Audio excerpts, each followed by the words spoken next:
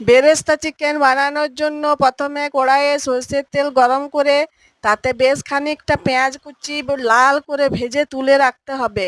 এবার ওই কড়াইয়ে 1-2 চামচ ঘি ও সর্ষের তেল গরম করে গোটা গরম মশলা, শুকনো লঙ্কা, তেজপাতা, টমেটো কুচি, পেঁয়াজ কুচি, হলুদ, নুন দিয়ে নাড়াচাড়া করে ভালোভাবে ভেজে নিতে হবে। এরপর আদা বাটা, রসুন বাটা, পেঁয়াজ বাটা, জিরে লঙ্কা বাটা দিয়ে ভালো করে কষিয়ে নিতে হবে। কষানো হয়ে গেলে নুন, হলুদ ও কাঁচা সর্ষের তেল দিয়ে মেখে রাখা চিকেনটা ঢেলে দিতে হবে এবং আবারও খুব ভালোভাবে কষিয়ে ভেজে রাখা আলু দিতে হবে ও পরিমাণ মতো জল দিয়ে মাংস সেদ্ধ হতে দিতে হবে। মাংস সেদ্ধ ও আলু সেদ্ধ হয়ে গেলে উপর থেকে ভেজে রাখা বেরেস্তা সামান্য চিনি দিয়ে নামিয়ে নিতে হবে। তাহলে বন্ধুরা, কত সহজেই তৈরি হয়ে গেল বেরেস্তা চিকেন।